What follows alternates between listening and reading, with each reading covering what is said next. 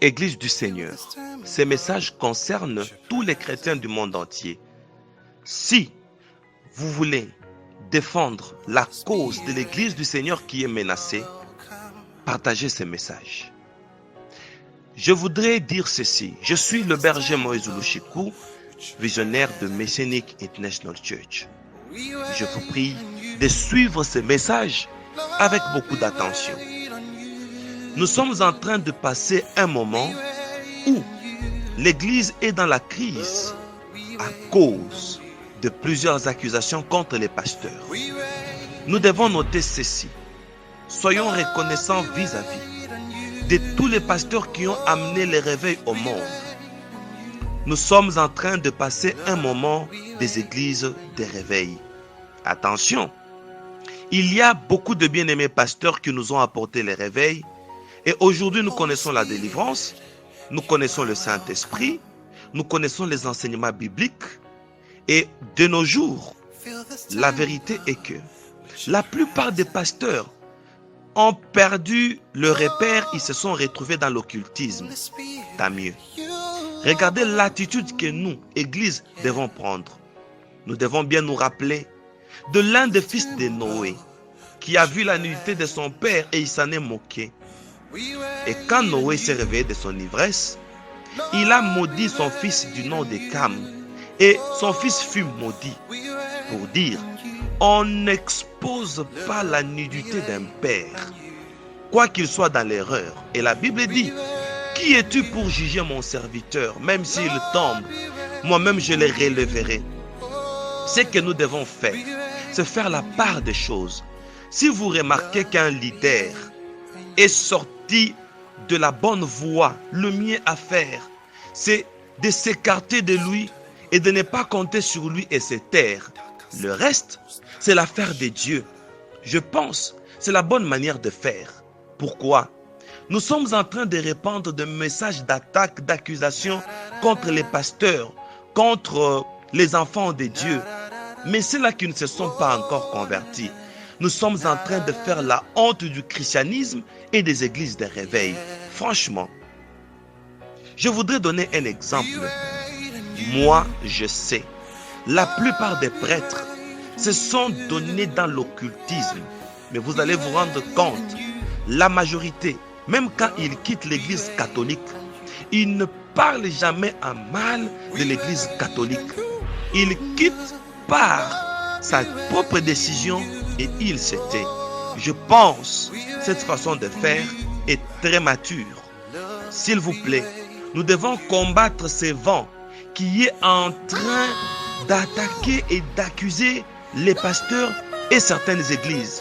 Moi, je trouve que nous sommes en train de courir au risque pour l'église de demain parce que notre église risque de perdre la crédibilité vis-à-vis des églises que nous avons appelées les églises mortes. Nous sommes des réveils. Laissez-moi vous dire, le mal qui est dans les réveils ne doit pas être médiatisé. Ce sont des mots que nous devons traiter dans des conférences des pasteurs, conférences des serviteurs de Dieu. Et quand nous divulguons, les faibles dans la foi vont se décourager. Nous sommes en train de détruire nous-mêmes l'église. Laissez-moi vous dire, nous devons respecter ce que la parole de Dieu dit. Il y avait un homme qui avait un champ. La nuit, l'ennemi de cet homme est venu. Il a semé l'ivraie parmi les blés. Bien-aimés dans le Seigneur, quand les serviteurs se sont réveillés, ils ont trouvé l'ivraie parmi les blés. Ils ont essayé d'arracher. Le maître du champ a dit, laissez. Sinon, vous risquerez d'ôter même les blés pensant que c'est l'ivraie. Nous sommes en train de passer à un moment de confusion.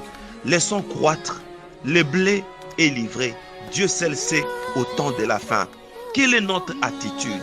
Nous devons checker les hommes de Dieu présentement au niveau de la parole qu'ils nous prêchent. S'ils ont la bonne parole, nous adhérons. S'ils n'ont pas la bonne parole, nous quittons. Nous cherchons là où il y a la bonne parole et c'est là dans le silence pour ne pas heurter le faible dans la foi et pour ne pas faire la honte de l'église. à l'allure où vont les choses, je vous assure, nous risquons de perdre la crédibilité de l'église des réveils. Parce que c'est nous, les réveils, qui avons apporté un bon courant, un courant de réveil par les enseignements, par la délivrance. Mais quelques bien-aimés ont fait l'excès de zèle. Tant mieux, tant pis. Si vous remarquez que votre pasteur est sorti de la vision, retirez-vous, cherchez là où il y a la vérité. Même au temps de Jésus, quelques disciples de Jean-Baptiste, quand ils ont vu Jésus, ils ont quitté Jean-Baptiste, ils sont partis chez Jésus. C'est simple, je pense que ce conseil, c'est un humble avis.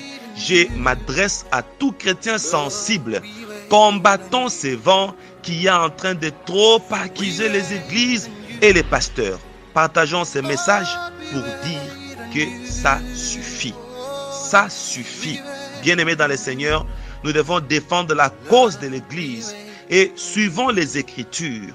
Le fils de Noé qui a vu la nudité du Père, il n'a pas couvert.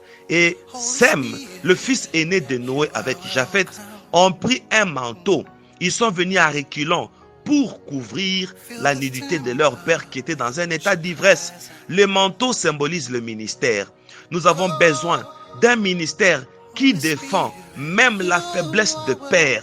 Parce que Paul dit, accueillez le faible, supportez le faible. Nous devons supporter, mais pas être dans la compromission, pas être dans la corruption. Non, nous devons supporter pour dire, si un père dans la foi a perdu son élan, a perdu la foi, qu'est-ce que nous devons faire? Nous devons nous retirer et nous taire. Quand nous divulguons, quand nous répandons, et maintenant, l'église de demain sera dans la peur. L'église de demain sera dans l'embarras des choix d'une bonne église. Et nous sommes en train de rendre un mauvais service à l'église de demain. Si nous pouvons partager ces messages, nous révolter contre des messages d'accusation. Moi qui vous parle, j'ai eu l'occasion d'être visité par le Seigneur Jésus en l'an 2007.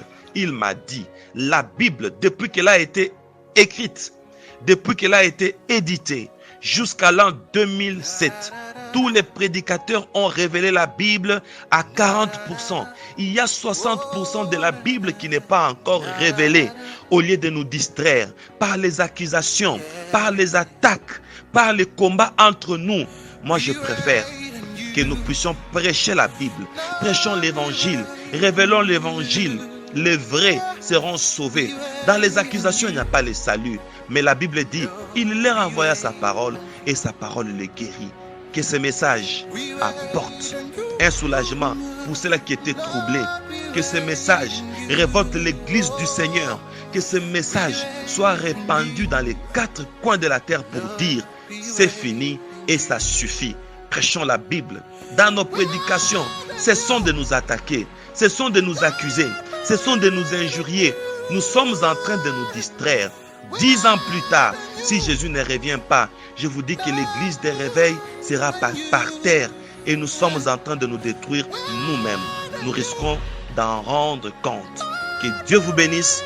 Partageons ces messages et révoltons-nous dans le nom de Jésus-Christ. Pour l'intérêt des âmes de demain, les âmes futures, l'église de demain, les non-convertis qui veulent quitter les églises mortes, qui veulent venir dans les églises des réveils avec cette façon de faire, nous risquerons d'être un obstacle nous-mêmes pour l'église de demain. Soyez tous bénis au nom de Jésus-Christ. Amen.